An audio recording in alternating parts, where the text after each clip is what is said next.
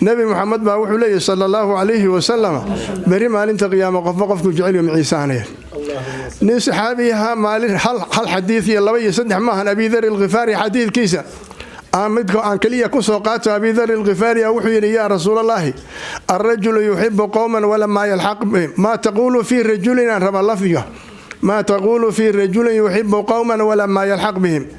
نبي الله كورها نينكي قولا جعل سي ان كدبا تغين رجلku isheegaya waa Abu Dharr al-Ghifari waxa ma dhihin anigu rag baan jeclahay ma dhihin rag uu jecel yahay xataa sheegi maaye wuxuu yiri ka waran ninkii qola jecel qoladu jecel yahay ninku horta way isaga qoladu jecel yahay waa Nabi Muhammad sallallahu alayhi wa sallam iyo khawaastiisa Abu Bakr Siddiq iyo Umar al-Khattab ragaas uu jecel yahay marka wuxuu yiri ka waran nabi Allah ninkii qolo jecel asan ka daba tagin oo sidoo kale uu amal falan nabi sallallahu alayhi wa sallam wuxuu yiri al mar'u ma'a man ahabba qofku jecel iyo maciisaanay maalinta qiyaam Abi Dharr al-Ghifari markii barwaaqadaas bishaarada loo sheegay horta isaguna ogow qiimahaas waxa weeyaan nabiga maxabadiisa nabiga jecelahay Abu Bakr aan jecelahay yiraahdee laakiin uu nin dambeeya ma ahan wuxuu kamid yahay min as-saabiqiin al-awwaliin min al-muhaajiriin muhaajiriintii raggii koowaad ku jira asagoo horta reer Makka maahan Quraysh maahan waa reer Bani Ghifaar oo Makka iyo Madiina meel u dhaxayay degan yihiin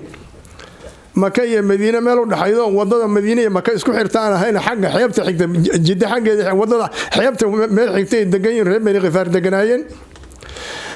wuxuu yahay marka raggii koowaad oo wax yara ka hormaray afraad yara ka hormaray wuxuu riwaayinka gobolkood ku sheegay nabiga sallallahu alayhi wa sallam wuxuu yiri Abi Dharr al-Ghifari adoon iyo muslim ay ga hormaray hal adoon iyo hal muslim la jooga marka nabiga u tagay wax nina caruur ma aha ogow caruurta iska daaye iyo dumarkii iyo rag markii la yiraahdo laba nin nina xur yahay nina adoon yahay Abu Bakr Siddiq adoonkiisa ay ga hormaray islaamka Abi Dharr al-Ghifari oo waaga hore ninkaasa macna waxa way walaalkiisu diray oo markii nabiga warkiisa maqlay iyaga warkeen walaalkii meeshii inta tawuusan wuxuu yiri saasa la lahaa waran isku uusan ku qancin oo keenay waxay leeyihiin Abi Dharr al-Ghifari aabahooda wuxuu ahaa nin diimihii hore ka warqabo oo wuxuu yiri war nabiga akhru zaman waa dhow yahay haduu soo baxo nabiga raaca wuuna dhintay odagii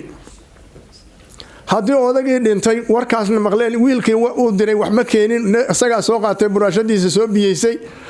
makuu yimid markii uu Makka yimid wuxuu ka baqay nimankan inuu yiraahdo sheega ninkii iyo nabigii iyo macna ila nimanku ma ogoleen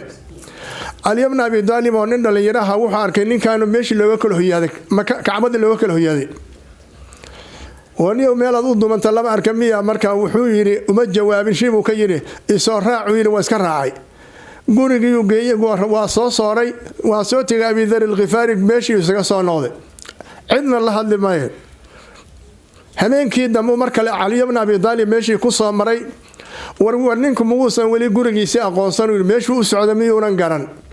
uma jawaabin nakeenu yiri meeshii gurigii uu geeyay waa soo sooray meeshii ku soo noqday Abi Dharr al-Ghifari habeenkii saddexaad uu misna meeshii uu yimid war waa sidee yiri xaalkaagu yahay maxaa intaas macna meesha u socoto oo garan la'adahay wuxuu yiri dantan lahaa waan ku sheegayaa laakiin shardi inaadan iga sheegaynin ka sheegi maye maxaa dana had leedahay markaas wuxuu yiri waxaan maqlay yiri nin nabinimo sheeganaya meeshan ku maqlay asagaasan soo raadiyay على الخبير سقط يرنكير يري سرع وحيري هداد أبي علي بن سيد علي وحيري هداد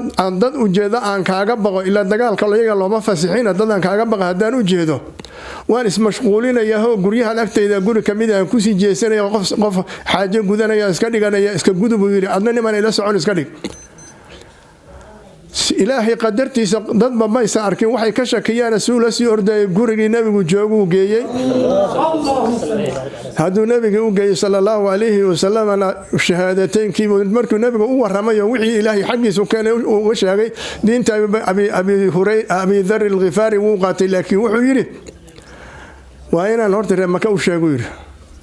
war anagii u dhalanay deegaanka ku baxsan laba sheegi kara orod gurigaagii tago reer Bani Ghifaar orod diinta u sheego meeshan anagii ka dhalanaa ku noolaan leh waxa balan uu yiri go'aana inaan bari kala dhawaaqay tagi ma aan saas yiri warkada ma yeeli ma aan bari kala dhawaaqin Kacbada agteeda yeeli ma shahaadateynka markay Quraysh isugu timid barqadii isugu timid oo shahaadateynka kala dhex dhawaaqay markaa baan wuxuu haystay yiri iska qaba yiri mid ul haystay mid kabla dhacay iyo mid feer iyo mid haraati kiyo xaaladiisu cakiranta Cabbaas ibn Cabdilmudalib oo nin xoog loo tabar Ilaahay siiyay dadka ka kala firdhiyay Cabbaas ogow muslim maalinta ma aha diin islaam markaas u difaaci maye nimankii uu la hadlo wuxuu yiri war in kaaridin ku dhacdo warmaada ninka aqoon war waa reer Bani Ghifaar wallahi hadaa dishaan ila Shaam safar dambeeyeen aadeen meesha Maka safarkoodu maray degayn Shaam markay u safrayaan hadaa ninkan dishaan safar dambe Shaam idin aaday lama arkan ninkan kale xuduud meeshiisu iska fadhiyay baridii oo kale meeshii nabigu wuxuu yiri orod meeshan anaga ku dhibtay ku dhaqaan oo guriga maya mar kale ay hartay markii baridii la gaaray sidii uu la dhawaaqay sidii oo kale ku rareen Cabbaas marka la ka fujiyo wuxuu yiri war waa waalantihiin ninkan dilkiisu waa sahlan yahay laakiin ogaada jidka waa ka go'aysan safar dambe wallahi masaga iyo qamadi dambe kaga iimaanayaan dad ninka dishaan